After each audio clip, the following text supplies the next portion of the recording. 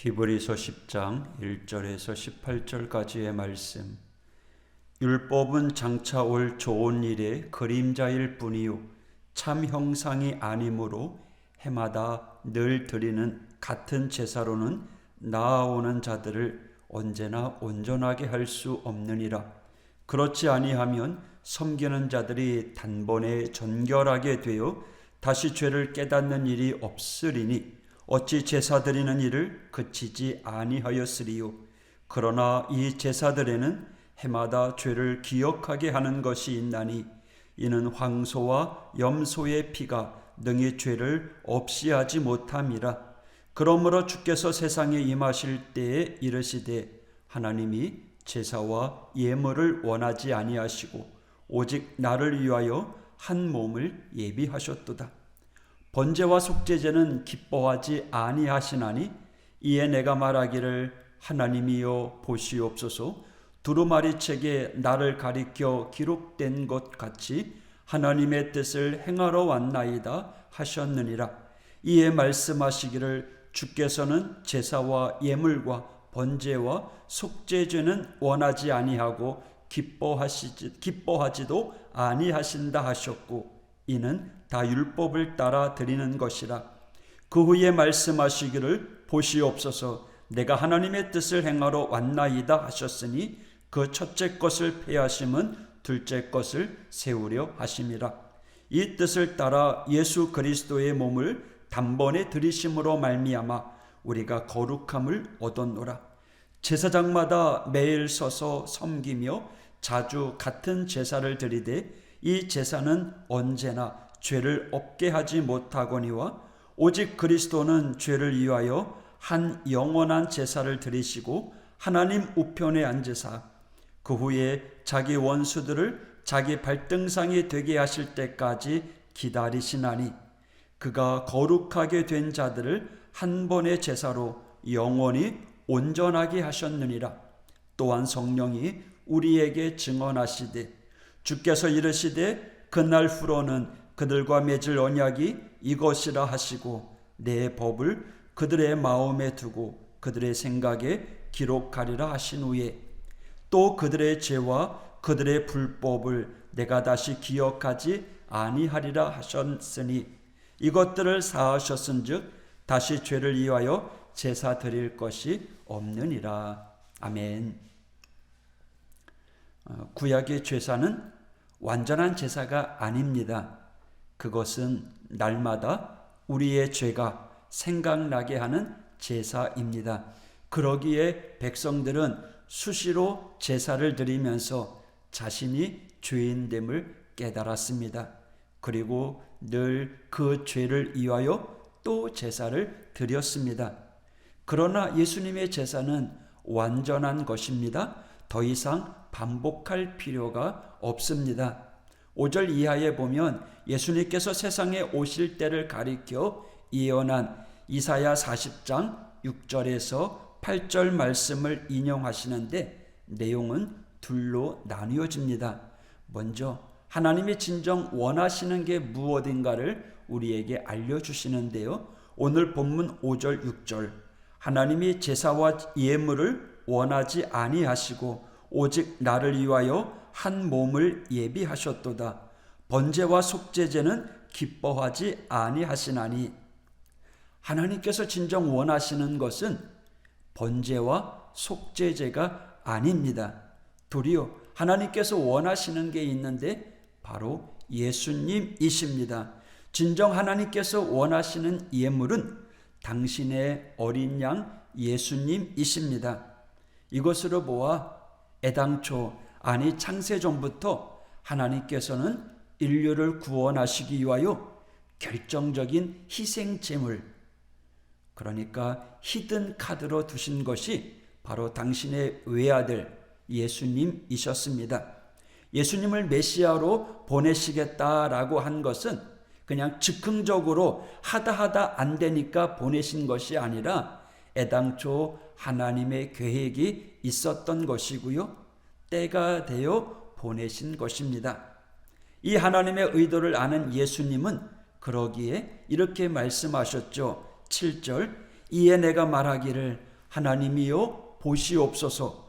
두루마리 책에 나를 가리켜 기록된 것 같이 하나님의 뜻을 행하러 왔나이다.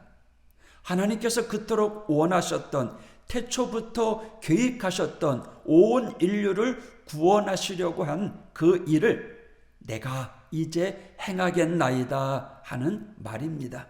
그러니까 애당초 하나님은요, 독생자 어린 양을 통해서 온 인류를 구할 구원의 시나리오를 계획하고 있었다라는 거죠.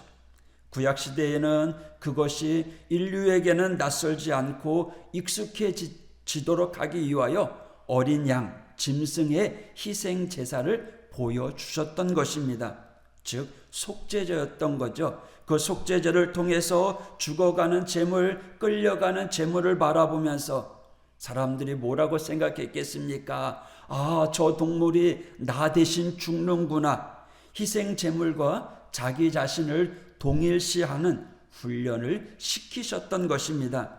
그러다가 결정적인 때가 이르게 되자 구원의 완전한 희생의 제물로 메시아를 이 땅에 보내신 거고요. 그리고 십자가에 피 흘려 죽게 하셨던 것입니다.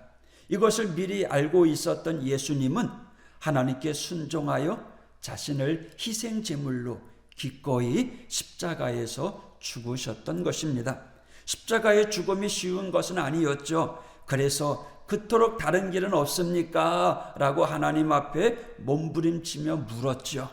그러나 그것이 하나님 뜻이기에 그 뜻을 온전히 이루어 드리기 위하여 결국 예수님은 죽기까지 순종하셨던 것입니다. 하나님 아버지의 뜻을 모르면 모르겠거니와 분명히 하나님의 뜻을 알기에 어찌 그 길을 부인할 수 있겠습니까? 이렇게 하나님의 뜻을 알았던 예수님, 순종함으로 희생제물로 나서면서 7절에 내가 이제 하나님의 뜻을 행하러 왔나이다 담대하게 말씀하고 계시는 것입니다. 그런데 이 말씀에 의하면요, 앞에 구약시대의 희생제사는 이제 의미가 없어졌다는 것을 뜻합니다.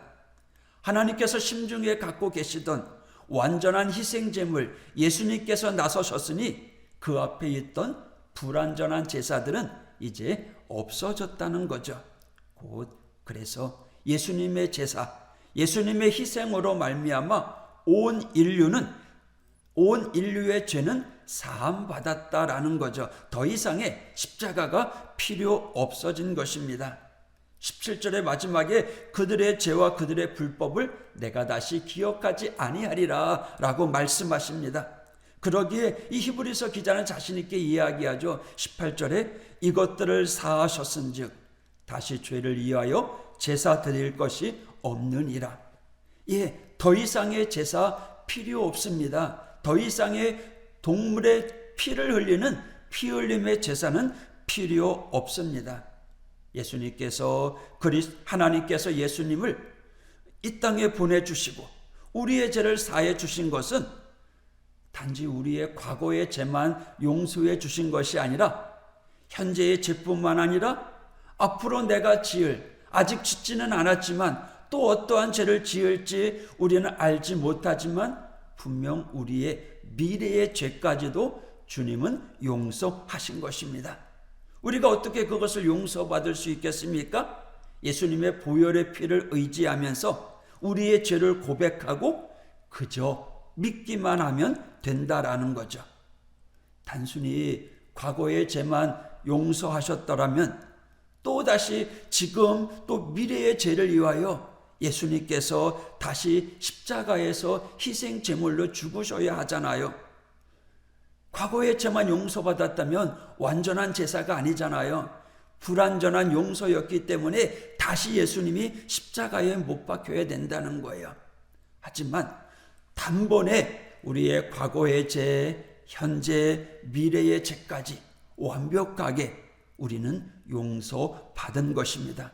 그래서 우리는 십자가를 바라볼 때마다 내 죄가 용서함 받았다는 사실을 항상 기억하면서 우리는 감사하며 살아가는 믿음의 성도가 되어야 됩니다.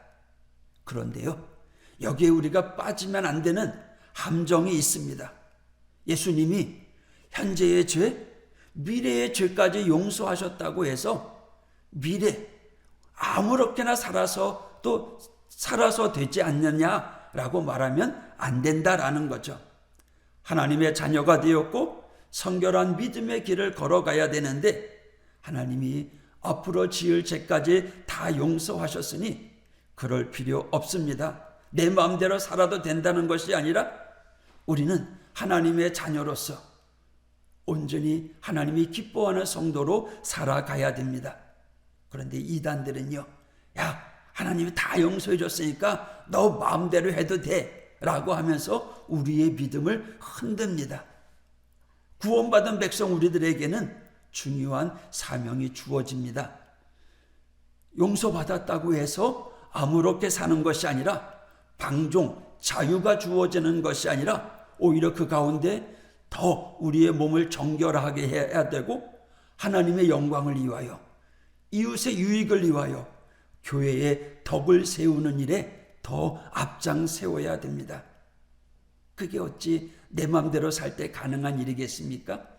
내가 하고 싶은 일, 내가 말하고 싶은 일 조금 절제하고 참고 주님을 기쁘게 하는 일을 위하여 최선을 다해 살아가는 우리 믿음의 성도가 되어야 할 것입니다. 그러다가 부득이 실수해서 잘못돼서 넘어져서 죄를 지었을 때 우리 주님께서 그런 나를 위해 이미 십자가에서 고난당하셨음을 기억하면서 감사하고 감격하며 그 믿음으로 결단하며 다시 일어나야 될 줄 믿습니다. 그리고 우리가 해야 할 일, 오늘도 주님을 기쁘시게 하는 일에 힘써 나가는 우리 믿음의 성도가 되길 원합니다. 그런 하루가 되기를 축복합니다. 기도하겠습니다. 하나님 아버지 감사합니다. 예수님의 십자가의 희생으로 단번에 과거의 우리의 죄를 현재와 미래의 죄까지도 다 용서하여 주신 좋으신 하나님 감사합니다. 그러기에 우리는 그 하나님을 찬양하며 감사하며 감격하며 오늘도 하나님의 영광을 위해 살아가는 믿음의 성도가 되게 하여 주옵소서.